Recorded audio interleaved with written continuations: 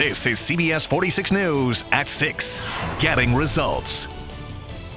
And thanks so much for joining us for the CBS 46 News at 6. I'm Rick Fulbaugh. And I'm Tracy Hutchins. Well, as we all gear up for Memorial Day weekend, we are also watching the weather. Storms are brewing outside. Let's take a look right now. Here's a live look from the top end of the perimeter, looking at downtown and midtown. Sunny in parts of the area, also some storms again. Let's get the latest from meteorologist Ella Dorsey. Storms are well to the south of the city, Tracy, and that's where they're going to be through the evening. There is a very strong thunderstorm in Meriwether County. Severe thunderstorm warning until 6:15 for the area. This is Greenville area of Meriwether County. Just in the last 10 minutes, over 200 lightning strikes moving to the northeast at about 25 miles per hour. It puts it in the Carmel area at 6:08, so in about 10 minutes. In Harrelson, it will move into your area at 6:20 p.m. Want to go ahead and get inside. Small hail also embedded in this storm. And this is just the northern end of this huge complex of storms extending through Alabama. You can see over the last 2 hours, they're kind of remaining stationary. So it's just a question of will they lift into North Georgia or not? I think we have about a 30% chance of thunderstorms from I-20 down to the south between now and sunset. So just over the next couple of hours, we should dry out after sunset tonight. And tomorrow looks much drier. In fact, only a 20% chance of rain, partly cloudy skies. It will be hot tomorrow with temperatures in the upper 80s. Will this dry weather continue through the entire Memorial Day weekend? I'll let you know coming up here at 6:15. We'll see you in a bit, Ella. Thank you. And remember, you can download the free CBS 46 streaming app to get weather alerts sent straight to your phone. The app is available for Apple and Android users. Now that most of the state is reopened, people, of course, will be out and about this weekend enjoying the Memorial Day holiday. A lot will be. Georgia State Patrol wants you to do it safely, though, reminding all of us that they will be out cracking down on those driving illegally. CBS 46's Ayanna Crystal joins us live with more on many of the people who are hitting the road. Ayanna? Tracy, people are itching to get out of town, so what better way to kick off unofficial summer than with a road trip? Traffic has been bad all afternoon. Right now, you can see there are a lot of cars and they are slow moving on the downtown connector. Now, last year, over 1 million Georgians hit the road, and experts don't anticipate as many people taking road trips, but police say people are anxious to get out. With gas prices down, people are filling up and hitting the road. We're heading up to Lake Raven, which is in North Georgia. So we have a house up there and are gonna quarantine there for a little bit just to get away for the weekend. We are actually getting ready to drive out to Destin. Really? Yeah, we're driving down to Destin, Florida. So we'll be down there until Sunday. But hopefully it's not too crowded. It's the unofficial kickoff for the summer. This is the first holiday weekend during the pandemic. It's very different. It's really unexpected and kind of going stir crazy. It's crazy. Obviously, this has never happened before, and people got to do what people got to do. Georgia State Patrol wants you to be safe and will be visible on the roads. There's going to be a lot of people who want to visit the beaches that are open and the state parks that are open. And because we have that, we anticipate some out-of-state travelers, that'll be here. So we do expect that extra traffic on the roadway. GSP will be cracking down on driving impaired, exceeding the speed limit, distracted driving, and not wearing a seatbelt. The same weekend last year, we arrested 384 impaired drivers in the state over the holiday weekend, and it's just way too many. So our goal is that with our visibility and how much we're going to be out this weekend to lower those numbers. This Memorial Day weekend, troopers want you to have fun while doing it safely. I'm ready for a beach. Being in the house since March, it's gonna be nice just to get away. Last year for Memorial Day weekend, Georgia State Patrol arrested 384 people for impaired driving, and they also investigated 14 fatal crashes. Now, they will be cracking down this year with traffic stops in Atlanta. Ayanna Crystal, CBS 46 News. Ayanna, thank you. Our team coverage continues now with how social distancing is being enforced at the beaches and lakes in our area. But officials aren't just relying on visitors to police themselves. CBS 46's Bobeth Yates joins us live with more on what you need to know. Bobeth? Well, Tracy, officials say they will be out in full force patrolling to see exactly how many people are following the new social distancing guidelines recommended by the CDC. Of course, they're saying 6 feet and they're implementing that throughout the area. Now, all across the state, compliance officers will be patrolling the beach, state parks, and trails for social distancing violators. And everything from beach chairs to restaurant seating have been reconfigured to prevent people from getting too close. Even at Lake Lanier, they have implemented separation restrictions at the RV park, and those we spoke to tell us they don't mind. Especially on our Georgia coast, St. Simon's Island, Jekyll Island, and Tybee Island are really hot spots. So folks can expect to see troopers and motor carrier compliance officers. They'll be saturating the beaches, not to pick on people, but just to make sure that they're maintaining that social distance. We hope that contact with patrons on the beach this year is nothing more than to say, hey, how are you doing? Hoping you're having a good day, and not have to say, hey, move apart. You're a little too close together. Another important thing that people are aware, officials are telling us they want you to know is they're also implementing restrictions when it comes to capacity. They said in many instances the parks are going to be down from their normal full capacity to maybe even 50%. That's what they're implementing here at Lake Lanier, minus their 50% minus their full capacity. It's going to be different at each park throughout the state. So they're asking you to call before you go because they want to make sure that when you get there, you can actually get in. Live in Lake Lanier, Bobeth Yates, CBS 46 News. Thank you, Bobeth. Now let's get you caught up with the latest coronavirus numbers here in our state. Right now there are 41,218 confirmed cases. More than 7,300 people are still hospitalized. Sadly, 1,785 Georgians have died, and so far testing continues to grow. More than 427,000 tests have been given in Georgia. Now new at 6, the mayor of Tucker announcing an executive order allowing restaurants in the city to expand their outdoor dining. This will be effective until in effect until Georgia's state of emergency expires next month on June 12th. The order also allows other restaurants to apply for temporary outdoor dining permits within the city. And today, Ponce City Market reopened, but with some guidelines. Employees will be wearing masks and customers are asked to do so as well. You'll also notice more social distancing signs around the property. Well, Vice President Mike Pence is leaving Atlanta right now after a day with Governor Brian Kemp, a day spent congratulating restaurant owners and other businesses on opening up from the pandemic closure.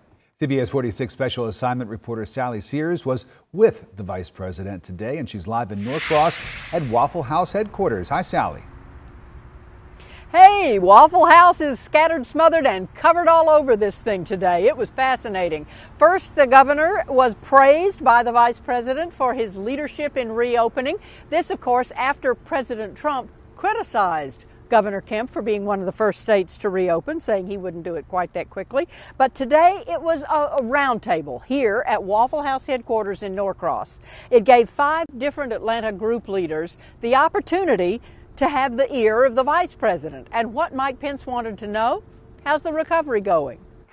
The room stood up as the vice president and Governor Kemp entered. The owner of the Flying Biscuit in Midtown and Candler Park says he's got about 80% of his employees back to work. Ponce City Market's entrepreneur said he's seen his numbers go up week over week after a very careful reopening. And Nancy Goodrich, with a restaurant near Chastain Park, kept her staff paid by personal sacrifice. My home equity line of credit is already in my restaurant. All expressed gratitude to the federal government for the dollars to businesses to keep staff paid while the staff stayed home.